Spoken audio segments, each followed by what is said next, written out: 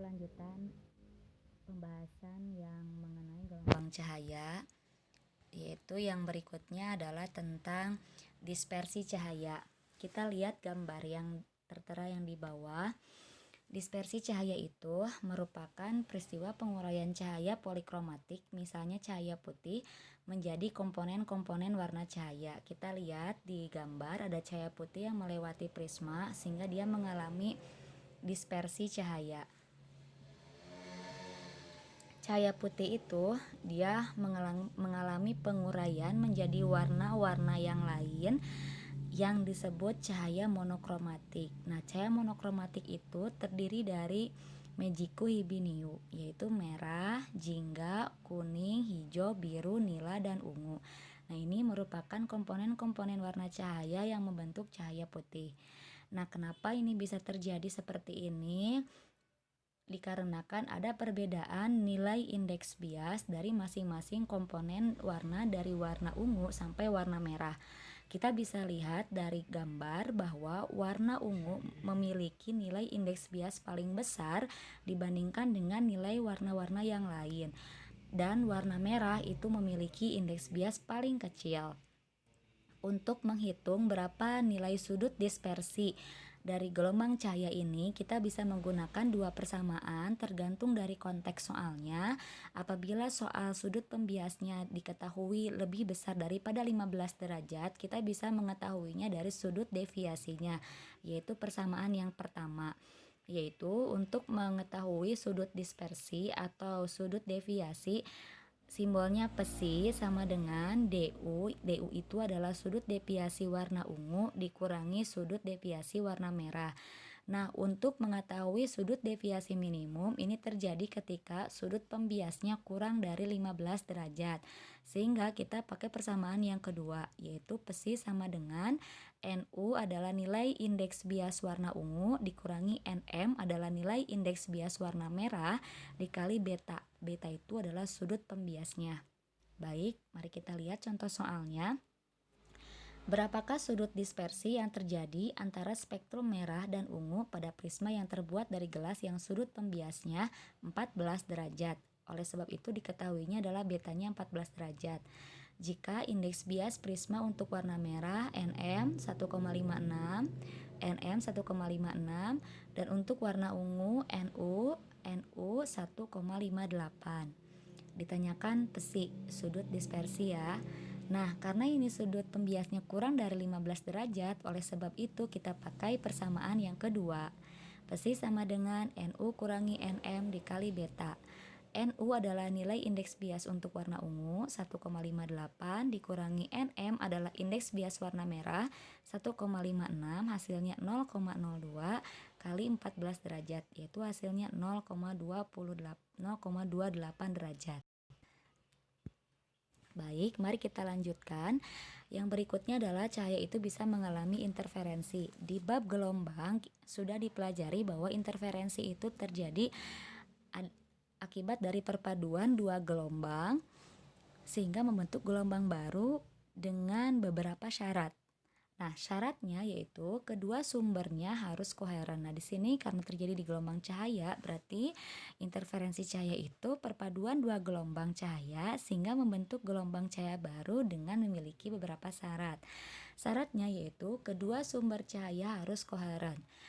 Koheren artinya kedua gelombang cahayanya harus memiliki amplitudo, frekuensi yang sama, tetapi beda fasenya tetap. Nah, interferensi itu terjadi di dua, yaitu celah ganda dan kisi. Yang dibahas adalah interferensi celah ganda. Peristiwa interferensi celah ganda ini pertama kali diselidiki oleh Thomas Young. Kita lihat di gambar yang satu ini merupakan skema dari percobaan Young untuk interferensi celah ganda.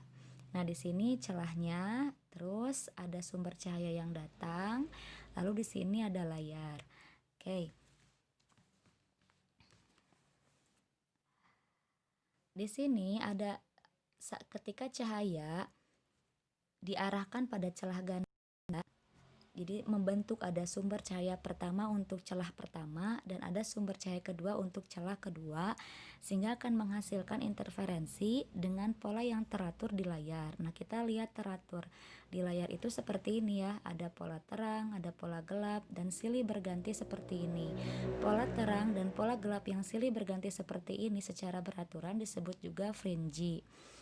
Nah, kenapa bisa terjadi pita terang atau garis terang? Itu terjadi jika cahaya yang dari kedua celah ini mengalami interferensi maksimum atau interferensi konstruktif. Tapi untuk yang di pita gelap atau di garis gelap ini itu terjadi jika cahaya yang melewati dua celah ganda ini dia mengalami interferensi minimum atau interferensi destruktif atau saling melemahkan. Oke, untuk interferensi celah ganda ada beberapa simbol yang harus dipahami, yaitu ada D kecil, ada L, ada O juga, ada P kecil, ada N juga. Oke, nanti untuk mencari persamaan yang harus digunakan yang mana, kita harus memahami dari konteks soal yang ada.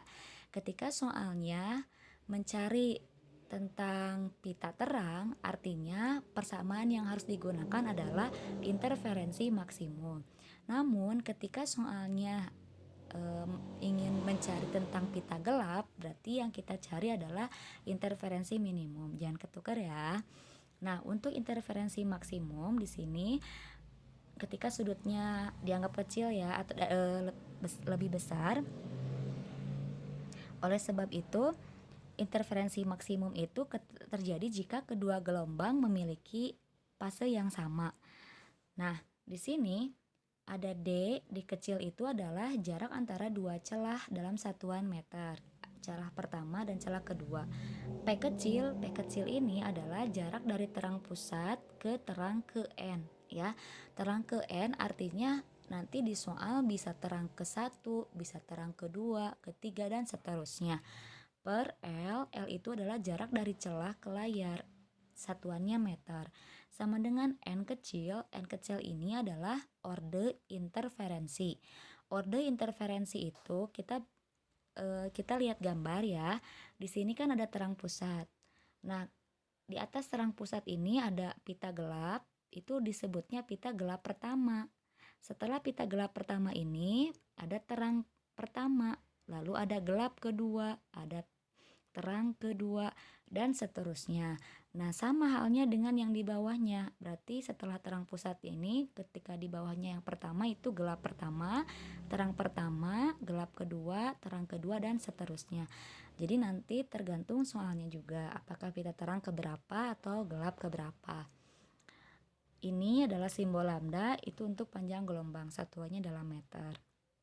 Untuk interferensi minimum, nah interferensi minimum itu terjadi jika kedua gelombang berlawanan fase atau beda fasenya 180 derajat. Sehingga di sini pakai persamaan yang ini, perbedaannya dari ordenya yang dikurangi setengah. Oke, baik.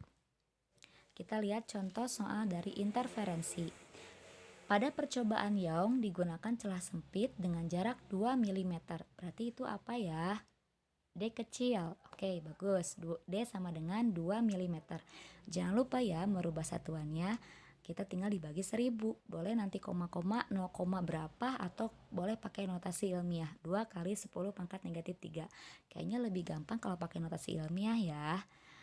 Oke, ditempatkan sejauh 1 meter dari layar, artinya ini 1 meter adalah L besar yang tadi. Jika pita terang kedua yang terjadi pada layar berjarak 0,5 mm dari terang pusat, nah pita terang kedua nih, jangan lupa ya untuk menambahkan keterangan yang lain, berarti N-nya sama dengan 2. Ada juga yang lain lagi yang diketahuinya 0,5 mm. Ini coba kira-kira apa ya? Dari terang pusat ke pita terang kedua, berarti itu adalah P kecil. Mungkin di sumber yang lain ada yang simbolnya Y kecil, itu juga bisa. P kecil sama dengan 0,5 mm. Jangan lupa juga rubah satuannya. Nah, sehingga 0,5 mm kali 10 pangkat 3 meter. Yang ditanyakan adalah panjang gelombang cahaya yang digunakan, yaitu lambda. Ini pakainya yang mana ya? Interferensi maksimum atau interferensi minimum? Ayo, boleh deh diulang videonya kalau masih belum paham. Kalau yang udah paham, jawabannya adalah interferensi maksimum karena di sini kan pita terang. Jadi kita pakai persamaan yang untuk interferensi maksimum.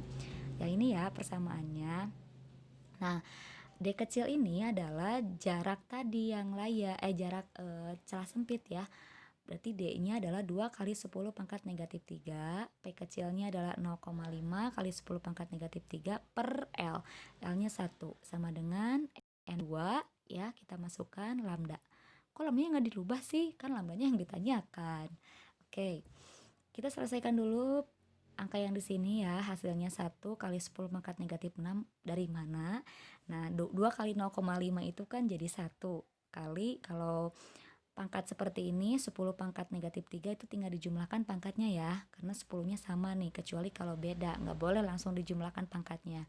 Kali 10 pangkat negatif 6, negatif 3 tambah negatif 3 ya. Jadi negatif 6 sama dengan 2 lambda. Berarti kita tinggal pindah ruas nih. Lambda sama dengan 1 bagi 2.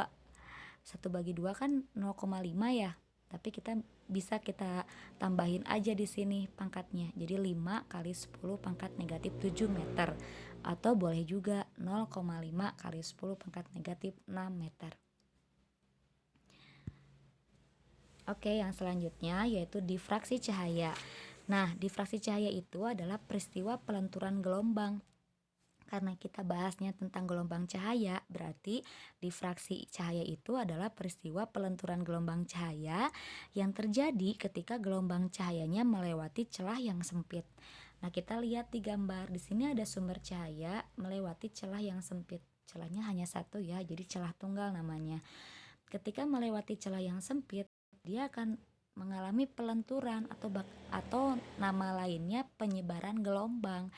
Nanti dari penyebaran gelombang ini seolah-olah akan terbentuk banyak sumber gelombang cahaya. Dari masing-masing sumber cahaya gelombang itu membentuk interferensi. Nah, karena membentuk interferensi akan terbentuklah pola garis gelap terang lagi seperti di interferensi yang sebelumnya. Nah, di sini kita lihat nih difraksi cahaya ya. Jadi dari sumber cahaya yang melewati celah tunggal, lalu dia terdifraksi. Setelah terdifraksi dia selanjutnya gelombang-gelombang itu mengalami interferensi ya, karena ada perpaduan gelombang di sini, sehingga akhirnya ketika dipasang layar itu akan membentuk pita gelap dan pita terang lagi. Nah, oke. Untuk di difraksi cahaya, ketika sudutnya kecil, itu akan mengalami pelemahan ya, akan mengalami pelemahan. Ini untuk berlaku sudut yang kecil ya, mengalami pelemahan atau penguatan. Nah, untuk pelemahan itu artinya interferensi minimum atau difraksi minimum atau pita gelap ya yang terbentuknya. Sehingga pakai persamaan yang ini. D kecil kali P per L sama dengan N lambda. Tapi ketika terjadi penguatan atau difraksi maksimum, itu berarti yang terbentuk adalah pita terang. Nah, kalau pita terang kita pakai persamaan yang di bawahnya. D kecil kali P per L sama dengan 2N tambah 1 kali setengah lambda. Untuk keterangannya sama dengan keterangan di interferensi, di mana D adalah jarak atau lebar celah. Bedanya kalau tadi kan interferensi 2 ya, kalau ini difraksi 1 celah tunggal. Jadi celah D itu adalah jarak celah tunggalnya. Lalu P itu jarak garis gelap ke terang pusat atau jarak dari garis terang ke terang pusat. Lalu ada L itu jarak layar.